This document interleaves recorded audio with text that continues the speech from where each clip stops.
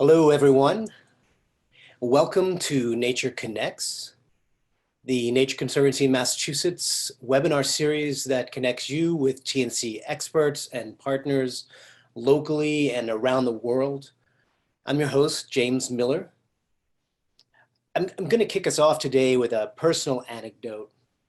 Last July, my family and I took a trip to Humboldt County, California, to visit the tallest trees in the world.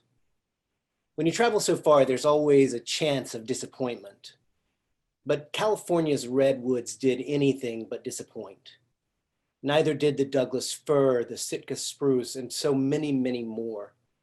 Our cross-country trip became a tree trip.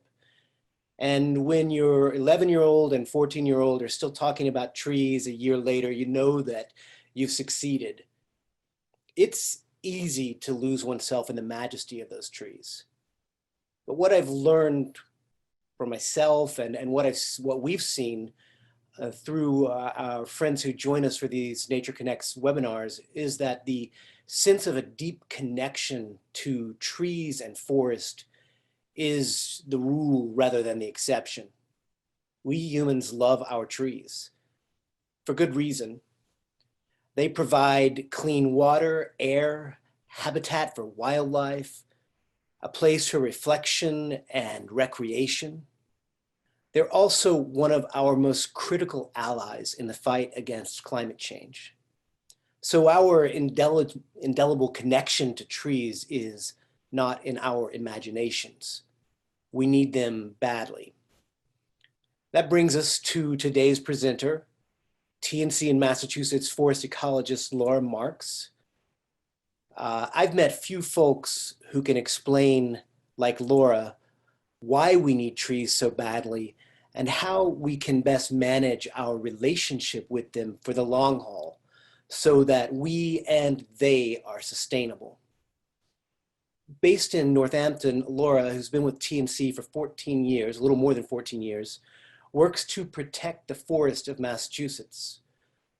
Through policy, partnerships, outreach, and more, she helps ensure that we are using forest as a tool to both reduce greenhouse gas emissions and also adapt to climate change. Laura also coordinates the Berkshire Wildlife Linkage Partnership. Through this, TNC and partners are maintaining connected lands and restoring connections between areas fragmented by roads and development in the most intact temperate forest in the world. This is good for people, it's good for wildlife, and it helps in the fight against climate change. Laura received a BS in biology from Kenyon College. She has a PhD in forestry and ecology, evolutionary biology, and behavior from Michigan State University. She grew up in the Allegheny Mountains of Western Pennsylvania, and it was there that she realized that she had incredible places to camp and boat because people had worked to protect land and find and marshal resources to steward it. Unsurprisingly, Laura's favorite place outdoors is the nearest forest. Before I hand off the reins, a few quick webinar notes. Attendees are muted. Laura is going to present for, I'm told, approximately exactly 24 minutes. After that, we'll take your questions. So please share your questions via the Q&A box on your screen. If you have any technical challenges, please let us know via chat and we'll do everything we can to help. Also, to get the best possible view, we recommend that you go to the top center of the screen where there's a pull-down menu and you can choose Fit to Window. So with that, thanks again, everyone, for joining us today. And thank you, Laura, and welcome. Thank you so much, James. I love that story, and that definitely sounds like a winning trip. And thank you for the introduction. You know, I'm going to dive right in with something that I think many people on this call already know. So this is a graph you've probably seen. It's the famous Mauna Loa Observatory graph of carbon dioxide parts per million concentration in the atmosphere. And I had given a version of this presentation in March, and when I was retooling it for today, I had to update this slide because we set another new record. just on June 1st, we reached our highest parts per million carbon dioxide in the atmosphere, 418 parts per million. So climate change is not some distant thing. We've been seeing its effects for a long time, and we're really in the middle of a climate crisis. This is inspired by the remote learning that I've been helping my children with for the past couple months. So I decided to put out a word problem to kind of drive this point home. So let's say that Bob has 418 apples. And it isn't that apples are inherently bad, but that's too many to have in his house, and they're already starting to rot. What does Bob need to do in order to have 350 apples in his house 10 days from now when they really start to go bad? Well, he has a couple options. He could add 0 apples every day for 10 days. That unfortunately won't get him to where he needs to be, because adding 0 to 418 as many times as you do that doesn't get you down to 350. He could wait around for 9 days and hope someone invents an apple eating machine by day 10. Or he could add 0 apples every day for 10 days and eat 7 apples every day, going from 418 to 411 down to 350. You know, if you just put back carbon dioxide instead of apples, you see how this is an imperfect but somewhat useful analogy for carbon dioxide and climate change. And, you know, adding 0 emissions every year for 10 years is great. That's important. But unfortunately, because we've basically chosen option B for a couple decades, we've just been waiting around hoping that there will be new technology or something that will come through that will sort of save us. We're now in the position where we really need to be using all of the tools that we have. We need to both add 0 emissions for every 10 years. And sorry, I'm just seeing on the chat that my headset is clicking. So hopefully James or Liz can weigh in if this corrects it. We really need to get to the point where we're both adding those 0 emissions every year and removing carbon dioxide using natural climate solutions. Nature is really the only thing that has the ability at scale to remove carbon dioxide from the atmosphere, and that's what I'll focus on today. One of the really encouraging things about climate change is that we know what we need to do to solve this problem. And sorry, Liz, let me just take that off and see if that solves the problem.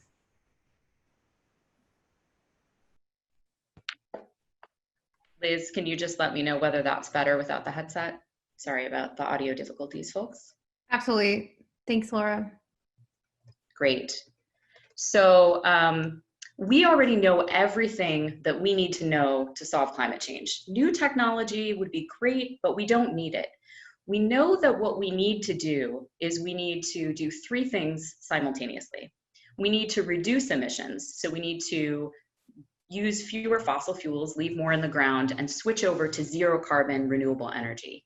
We also need to remove emissions. And that's what I'm going to be talking about today. That's using nature to both emit less into the atmosphere, but also to draw down some of those carbon dioxide molecules that are already there and actually reduce that parts per million carbon dioxide from 418 to where it needs to be.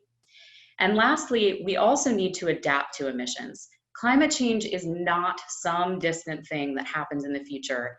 It is happening now. And because climate change is also profoundly unjust in the way it hits things, we are already seeing that the natural disasters and impacts of climate change are most hitting those people who had the least to do with causing the problem of climate change in the first place. So all of these 3 things are important to do. That centerpiece is natural climate solutions. And natural climate solutions means protecting, restoring, and better managing our forest, farms, and wetlands to either reduce and or remove carbon emissions. Now, hopefully many of you sat in on Sarah Burns and Adam Welchell's webinar last week. And so I wanted to include this slide from that presentation because nature-based solutions were covered in that presentation. And natural climate solutions are a subset of nature-based solutions.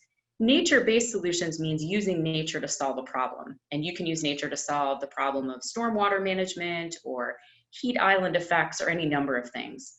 Natural climate solutions are specifically using nature to solve the problem of having too much carbon dioxide in the atmosphere.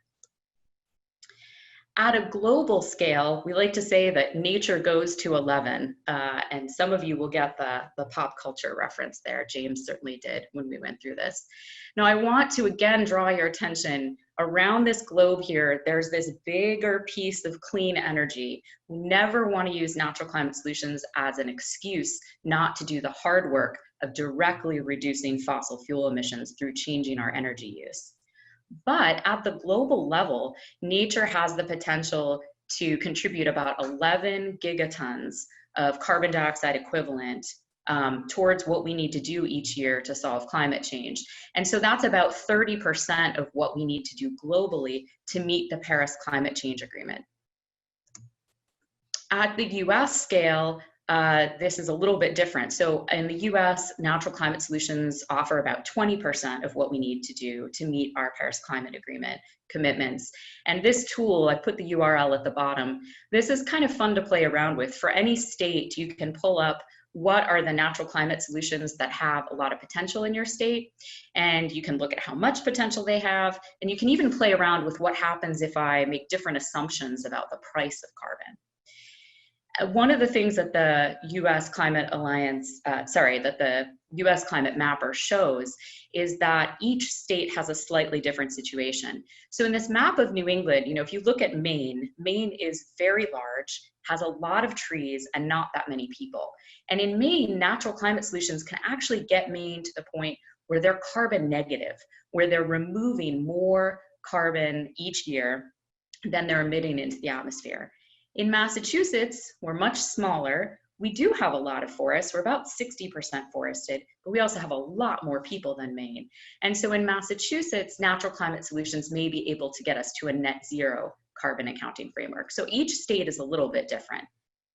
Let's dive into what we can do in Massachusetts. So there are some natural climate solutions in Massachusetts that have a really big potential impact, and TNC is working on all of these.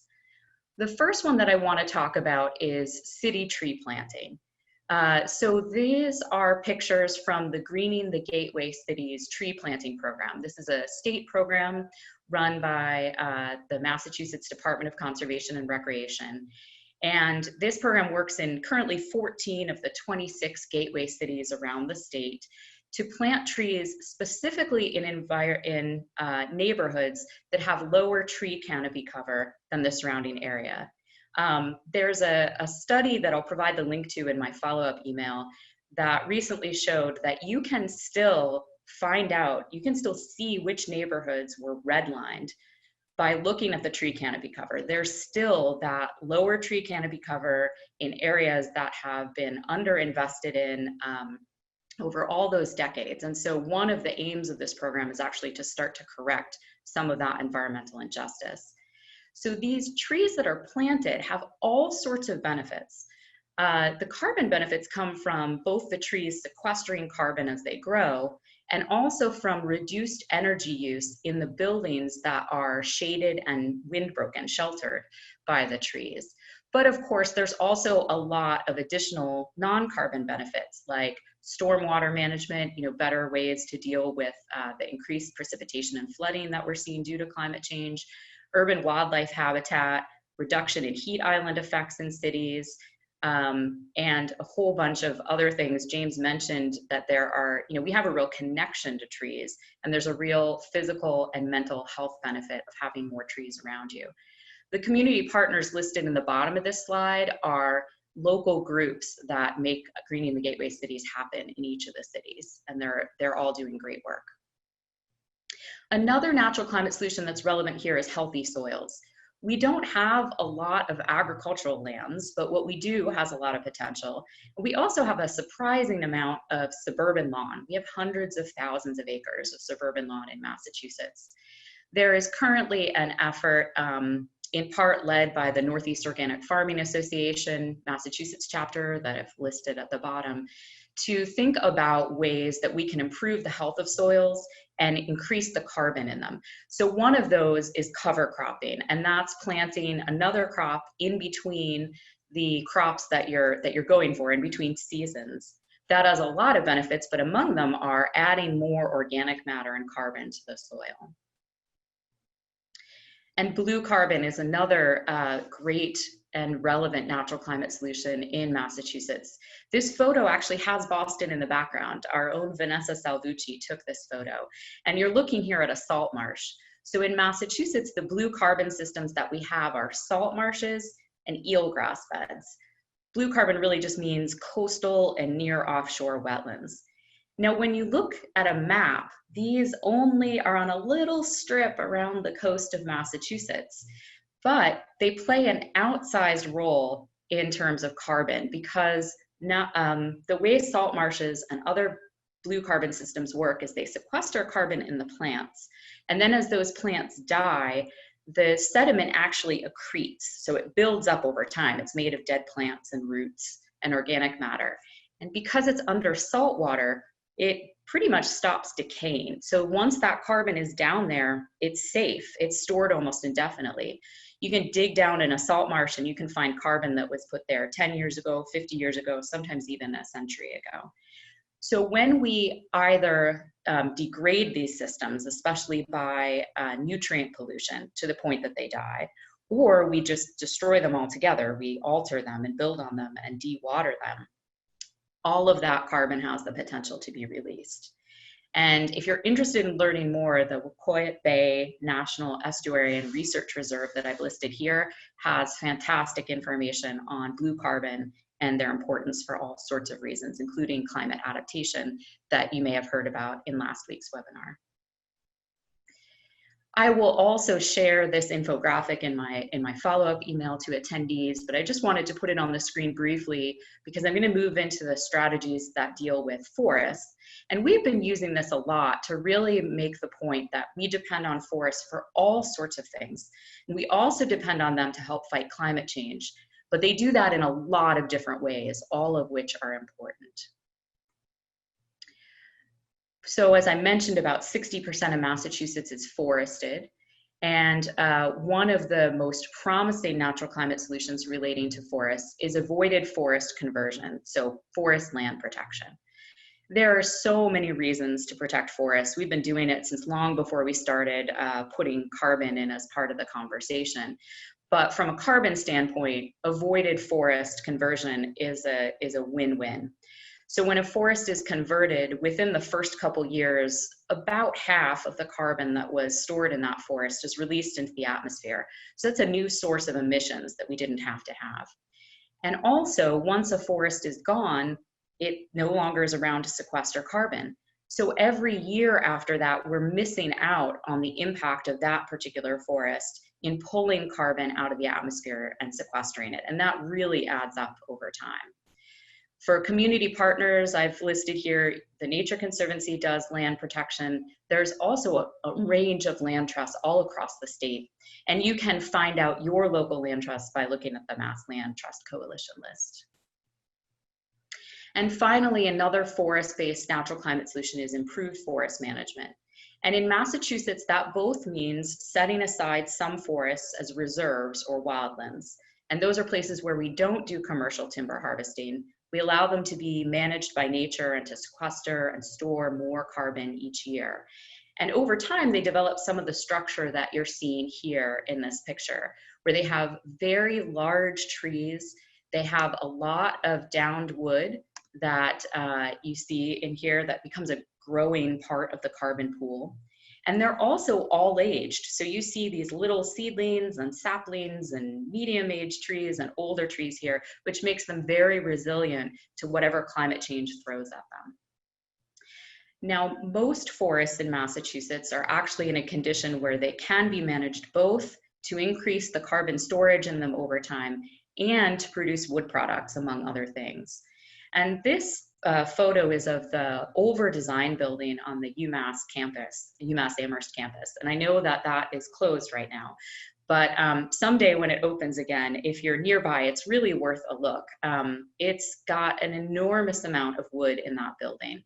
And as long as the wood was sustainably harvested, there's another carbon benefit of that, which is that the wood that was used here is directly substituting for concrete and steel, which are much more fossil fuel intensive materials.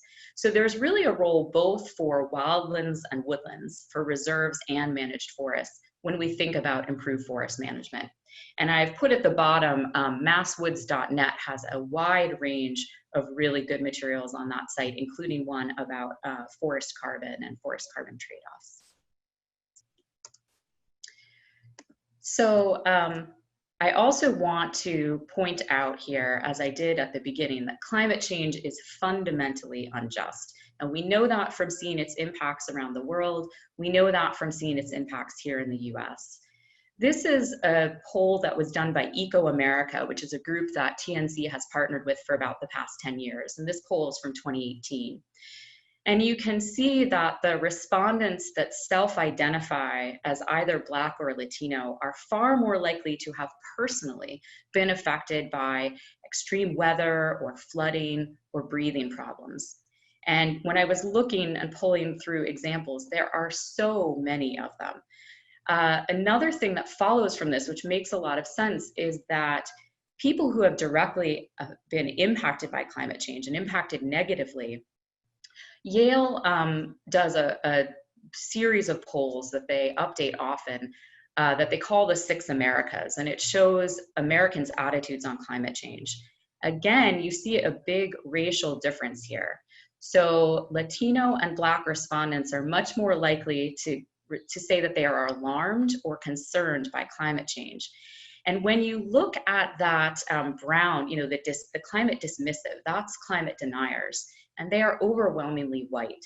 So again, it's no surprise that people who are impacted negatively understand that climate change is a really big problem, and they are the most likely to be taking action on it. So the series of polling results at the bottom comes from Green for All's Dream Corps, and it is one of many, many sources showing that Black and Latino communities are much more willing to take action against climate change, even when it works in their works against their economic best interest in the short term. So because we know that climate change isn't just in the way that it impacts people, it's really important to keep this in mind when we think about how we use natural climate solutions. Natural climate solutions benefits, carbon benefits, are felt globally, right? They directly address the core cause of climate change, and therefore they benefit everyone. But they have many other benefits that are felt locally, and that includes clean air, drinking water, habitat, biodiversity, places for recreation, and healthier soils. And we need to be careful to invest in natural climate solutions that directly benefit people of color. We have expressed this in previous comment letters as there's a role for every acre. We need to not just look at the carbon impact, but make sure that these local benefits are equitably distributed. And to do that, TNC follows 2 hierarchies. It's certainly not everything that we need to do, but it guides our action in natural climate solutions. The first of these on the left is the mitigation hierarchy. This is used in a lot of contexts. It's not unique to climate change or to natural climate solutions. And it holds that the best option when you're thinking about environmental harm or emissions is first to avoid those. And if you can't do those, you minimize the harm or minimize the emissions. If you can't do either of those things, you move on to restoration or mitigation. So after the fact, trying to come in and undo some of the damage or repair some of the damage. Only as a last resort should a country or a state or a company be using offsets. That refers to when you've moved through the hierarchy and you've gotten to things you simply cannot avoid, can't minimize, and can't figure out how to restore. And offsets is essentially paying someone to take an action that, in this case, stores or avoids emitting an equivalent amount of carbon to allow you to emit that carbon that you couldn't avoid, minimize, or mitigate.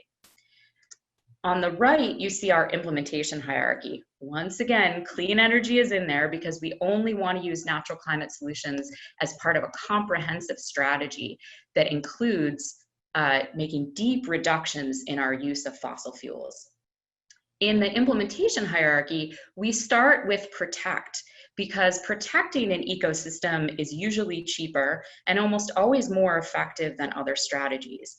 When we lose an ecosystem, there is a portion of the carbon that is essentially irrecoverable, no matter how good a job we do with management or restoration. It's just not possible to regain all the carbon that's lost on a timescale that is relevant for how long we have to deal with climate change. That said, it's really important that we manage these lands as well. So you can protect a forest or wetland and say nothing about management, and you can actually end up managing it in a way that's definitely not optimal for carbon. And so these management strategies are especially important on working lands like farms and forests. And then at the top is restore. There are many blue carbon systems that are in need of restoration. They're already degraded, and we should be restoring those.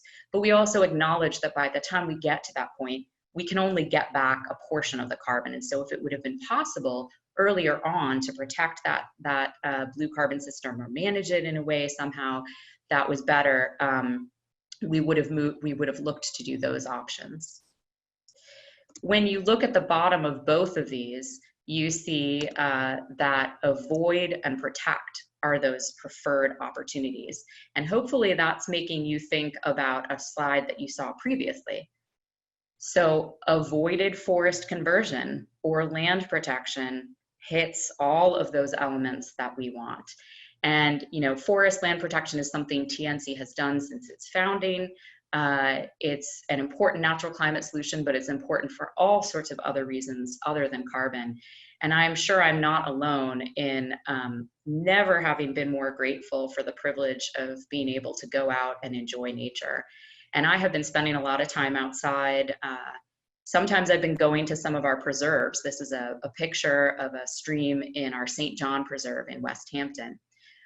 But I've also been spending a lot of time at this little man-made waterfall. This is in Stanley Park, which is in my city of Westfield. And I have not been drawing a value distinction between those two. I can take my kids and the dog and be at Stanley Park in probably 7 minutes, as opposed to driving very far away to get to a really pristine area. And again, to come back to that idea of a role for every acre, even when we're thinking about land protection, we really need to be sure that, yes, it's very important to protect those intact, resilient forests that are far from where people live for carbon and other reasons. But it's equally important that we make sure that we're protecting open space and making sure that people have access to it in cities and suburbs and places that are more populated.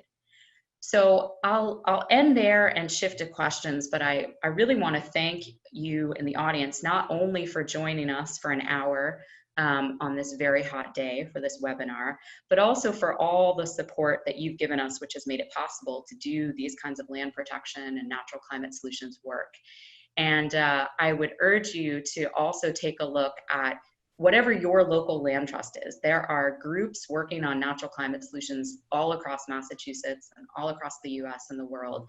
And we're really going to need all of those groups working together to reach the scale that we need to reach. So thank you, and I'll stop sharing, James, and hand it over to questions.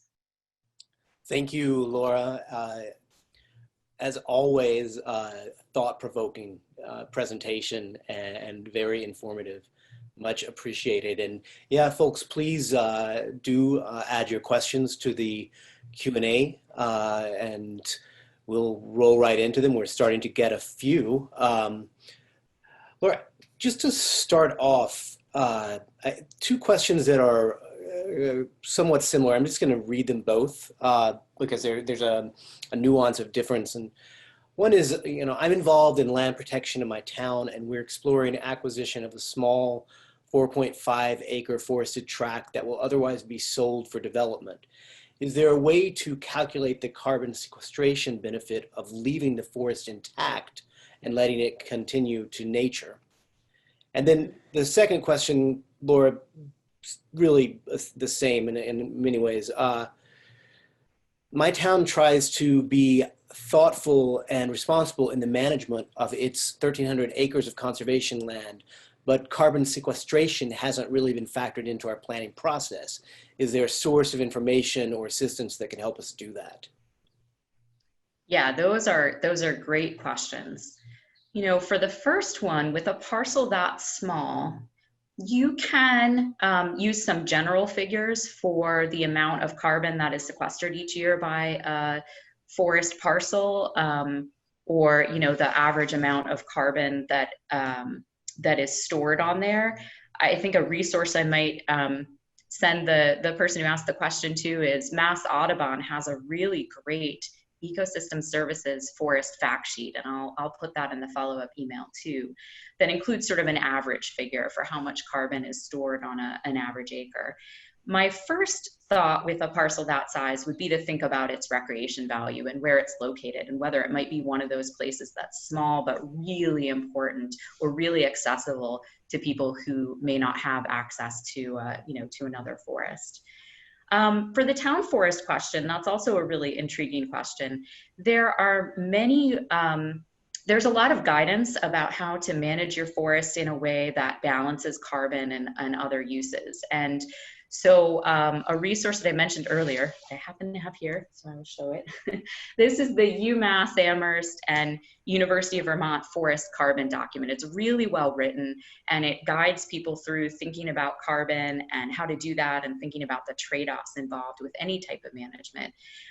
There's also a program that TNC has already launched with American Forest Foundation in Pennsylvania, and is looking to launch in this region in the next year, called the Family Forest Carbon Program. And that includes a list of 6 practices that both increase the carbon stock on the land over time and balance a lot of other things like wildlife and wood products. So that might also be just something that you could look at and see whether or not it's appropriate for your town forest, especially working with your forester who could help you think about whether or not, you know, which of those might work. Great, thank you, Laura. Question that really gets to a core part of the conversation, you know, how can we really sequester carbon in our forest when governments are managing forest to use them for wood to burn, which denigrates the forest and releases the carbon again that is sequestered within? Yeah, so there's a couple things there. I'm going to take out the wood to burn part, because I'm going to focus on what private landowners are doing on their forests, or the small harvest that we see either on private land or on state lands.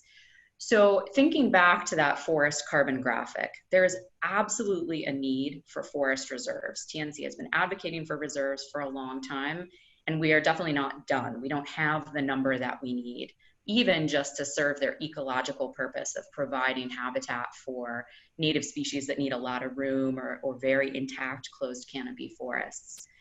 However, I do think that it is possible for a private landowner to do both, you know, to generate some wood, but to do it in a way that really looks at the long-term trajectory of the forest and includes carbon. And one of the things that, that Paul and Tony do in this forest carbon document is lay out the idea that there's no perfect answer. There are trade-offs to any decision you make about management. And they really try to walk landowners through, what are your values? What do you need from your land? What are you looking to do? To really get people to think about balancing those, rather than saying, my land is just going to do carbon, or my land is just going to do wood. So I think that there's a lot of options, enough options out there, enough good options, that landowners can probably find something that fits their needs somewhere in that realm. Laura, I think this question is in reference to the Natural Climate Solutions, the map. Question was, why was Texas so green on the US map? Was it conversion of pasture or oil fields to forest?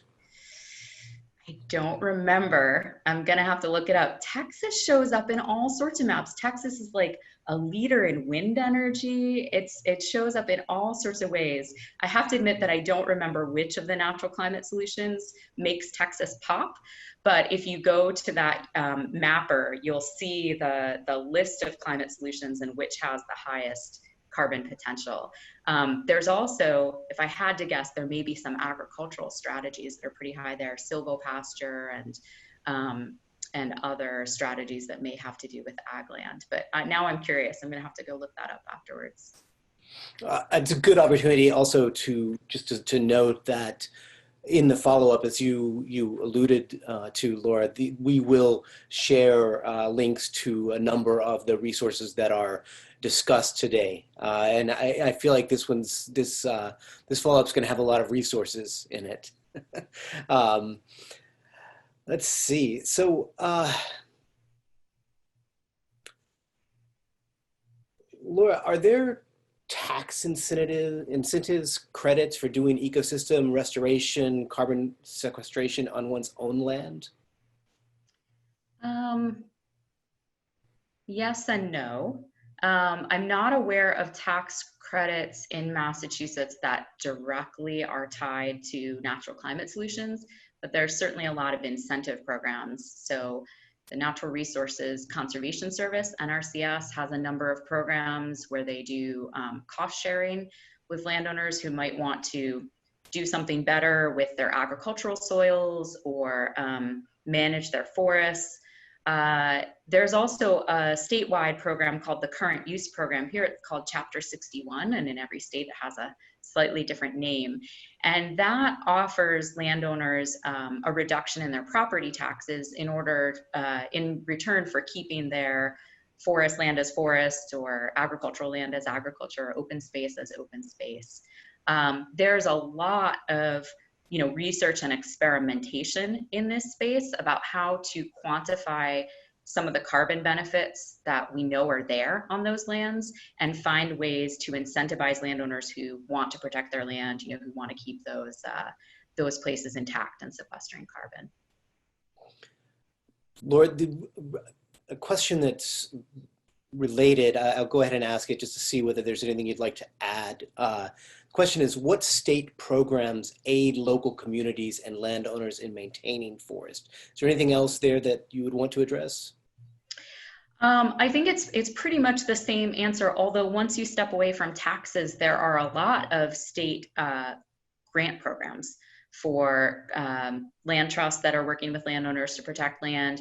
There's the Conservation Land Tax Credit Program, which offers a pretty generous tax credit for landowners who donate or bargain sell their land working with a land trust. And that is actually so popular that it's got a 3-year waiting list. We've really been trying to work on increasing the amount of funding available for that, because it's been a wildly popular program with landowners.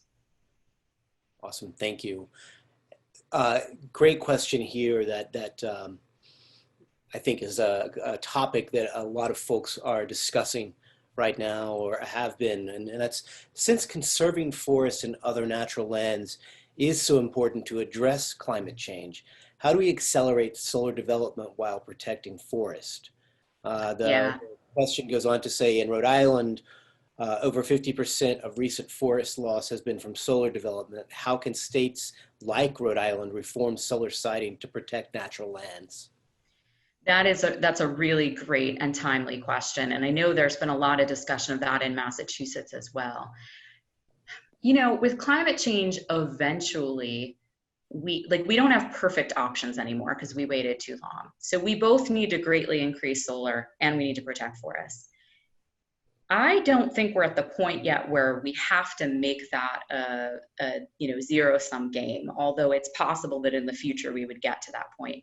So for now, the Nature Conservancy has done a lot of trying to point out places that are intact, resilient core forests where siting solar has a really negative environmental impact, and think about ways instead to incentivize Mass Audubon calls it getting solar off the ground, solar on roofs, solar on carports, solar on dual use agriculture, lots of other great options like that.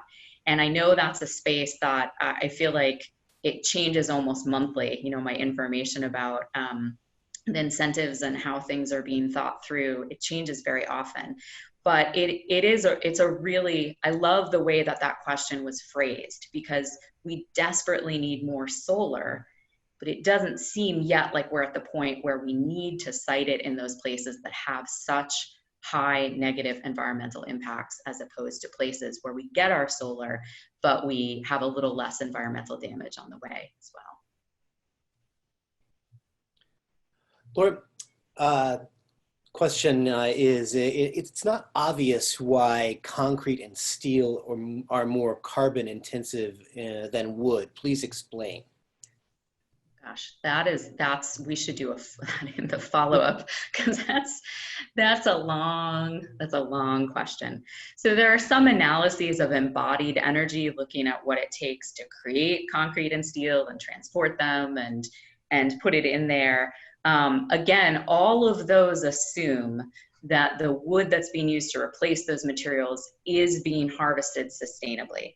That's probably not always an accurate assumption. And there are lots of groups, particularly New England Forestry Foundation, that are really working on making sure that there are safeguards and certification programs that ensure that. But I can put in the follow-up just some of the reasons that sustainably harvested wood is thought to be lower carbon intensity than concrete and steel, for sure. Another one for the follow-up. Yes. All right. And thanks everyone for your questions, and we're getting quite a few of them, which is awesome. I apologize. I'm kind of sorting through, trying to group some questions together thematically and consolidate, because we ultimately have limited time. Laura, how do you respond to the fact that development has specific and short-term economic payoffs, and protection against climate change has indirect and long-term benefits? I respond to that with frustration. I think that's one of the big challenges. We know that carbon has value, including economic value, but most of the ways that we value land, most of the fee structures that we have, most of the structures that we use don't put a value on carbon. They don't make that visible. And that is really one of the things that I think needs to change in order to line those things up, because the person asking the question is exactly right. Someone who makes a decision to develop the land, and some development is necessary, right? But let's assume it's smart growth and it's needed and it's done really well. No matter how well you do it, there is some carbon impact. And when the land is developed, that impact is completely invisible. But then it becomes visible to everyone who's impacted by climate change disasters, to the state's program. They have an obligation under the Global Warming Solutions Act to kind of deal with that carbon. It often falls to municipalities. And so, yeah, I have, one of the things that we talk a lot about with climate change is people are always looking for that silver bullet. But Lynn Scarlett, who runs our climate change program for TNC as a whole, always talks about silver buckshot. That you need a bunch of solutions simultaneously working together to address a problem of this size. And I often feel that way about carbon valuation. We just need to find better ways to make that visible so that everybody's interests are lined up, rather than one group benefiting financially in the short term and other groups are being hurt in the long term. Couple of specific policy questions, Laura. Essentially the same question. What is TNC's involvement with Governor Baker's commitment to make Massachusetts reach net zero greenhouse gas emissions by 2050? Yeah, we are very shallowly involved with that. So the process to look at net zero and to kind of figure out what would get us on a path to that is being led by the Mass Executive Office of Environmental Affairs. And they do have a group called the Global Warming Solutions Act Implementation Advisory Committee, or the IAC, which has working groups, one of which is dedicated to looking at land and land use change. And TNC does sit on that working group. I think there's a lot of great thinking about how to do this, but it's also very new. And Massachusetts has always been a leader in this space. So one of the things that we're finding in those working group meetings is that we don't have a whole lot of really good examples. You know, we can't necessarily just look at how 10 other states have done it and figure out what works for here. We're trying to figure out that plan to get us to net zero by 2050, which is an extremely ambitious goal, but one that's needed given the scope of the problem. I think we're looking for the best examples that we have, and we're also looking for leadership from EEA as they decide, they make some decisions about timing of goals, what will get us on the right track, how they're going to measure that over time. But it's a big, I mean, I have to say, TNC is, you know, national and global, and James, we have colleagues in other states who would just be so excited about the opportunity to debate how to get to net zero because they can't even have that conversation. Right, absolutely.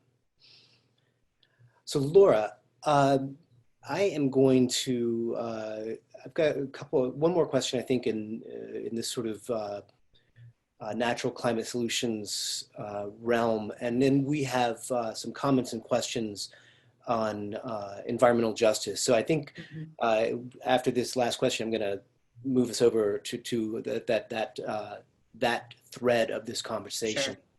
So the question here, Laura, is how does all we can do in New England or the US in terms of carbon sequestration compare to the losses of carbon sequestration in the dwindling Amazon rainforest? Are our priorities appropriate? Certainly, this is an issue where the whole world is connected. You know, the carbon in the atmosphere doesn't respect country boundaries. Everyone is feeling those impacts, and there are places around the world that are feeling them in a much more dramatic way than we are.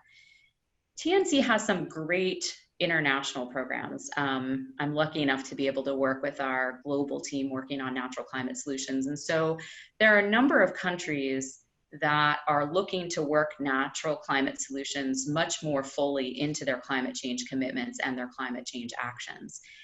At the same time, yeah, it's I think often sometimes the rest of the world looks at us and is a little disappointed with our lack of leadership right now. And at the same time, we can look around the world at certain situations that are very unfortunate in terms of their carbon consequence. And I think there are many people in all parts of the world who are really trying to ramp that up, trying to do a better job, trying to make governments more accountable so that we can get on a better track in terms of our, you know, carbon trajectory going down, or at least plateauing, rather than, you know, setting new records for carbon dioxide concentrations every year. Thank you. So Laura, I am going to read a couple of comments from attendees and then segue into a couple of questions that are connected. So let me just look over. One is, appreciate the inclusion of the impact of climate change for people of color. Hope we will always consider in this Native Americans, the ones booted out of their homelands to the worst areas. And then another comment, your discussion of racial differences in attitudes towards and impacts of climate change is consistent with a New York Times headline today. Climate change is tied to major pregnancy complications, with Black mothers being most at risk, according to a study that looked at 32 million US births. Thank you for discussing this. We must recognize and address this disparity.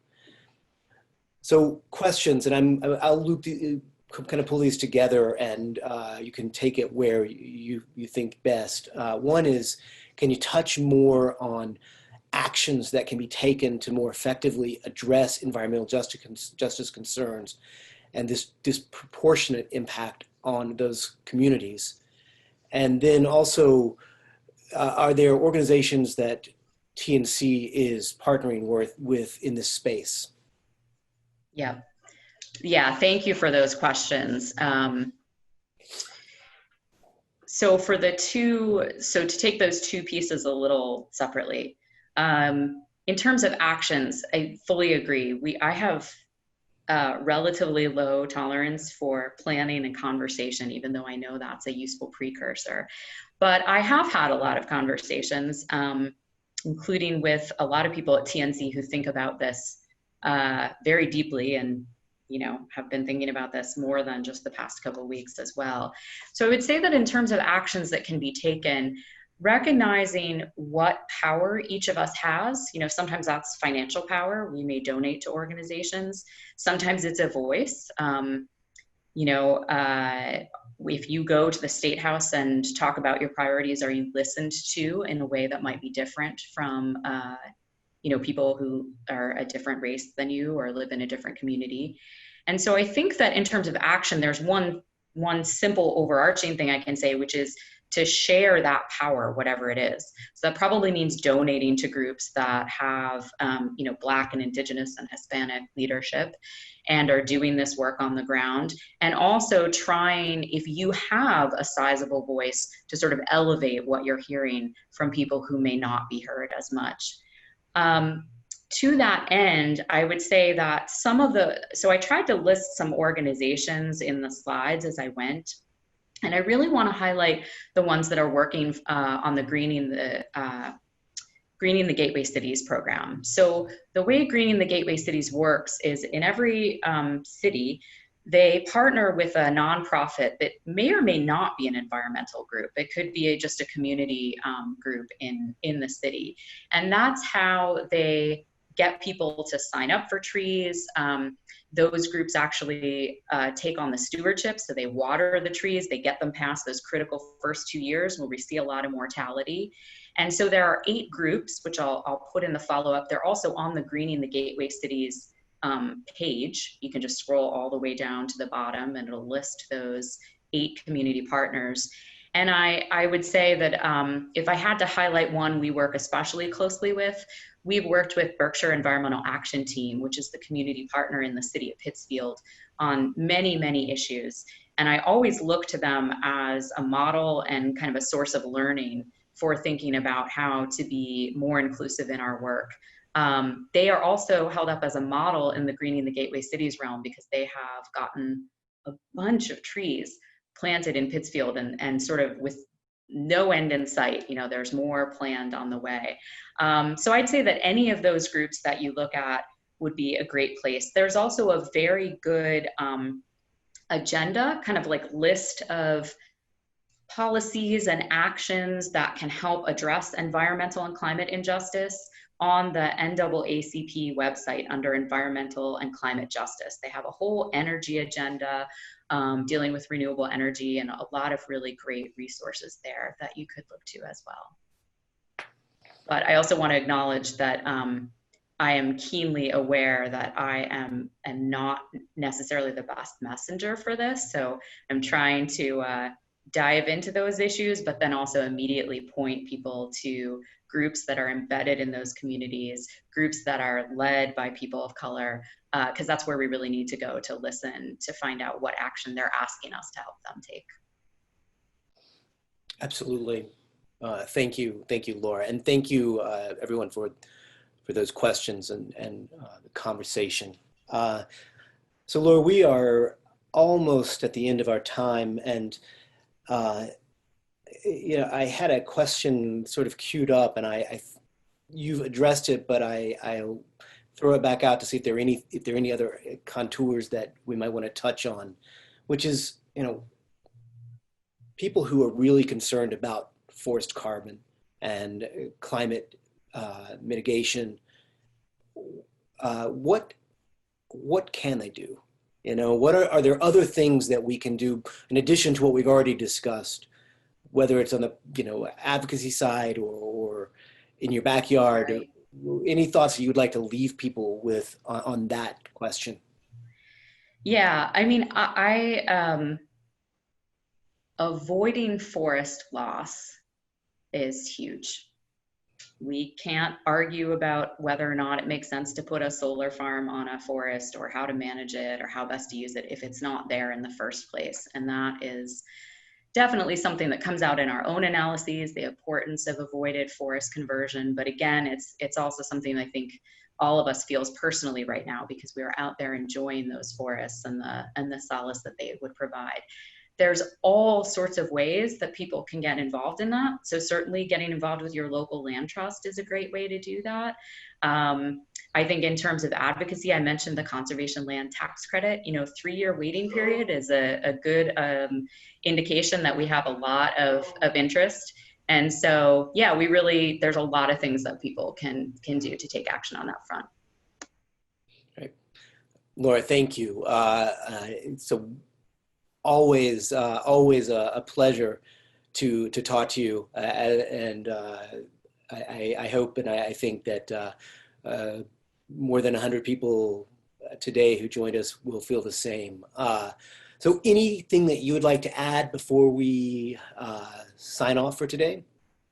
I want to thank you, James, for that lovely introduction. And I know that this is the last of the Nature Connect webinars that you're hosting. And I'm really glad that I got to be the one working with you on this, as well as working with you over the past decade. So thanks for all your good thoughts and help and support over that time. Thank you so much, Laura. Again, always a pleasure. And I love the work. So everyone, thanks so much to you for being here.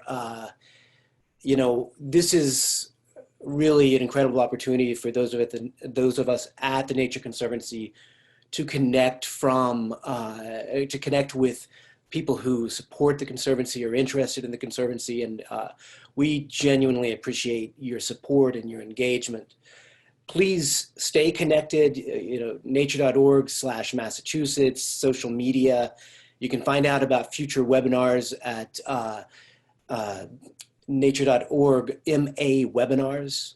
And yeah, so we'll also be sending a very content-laden thank you and follow-up, I believe.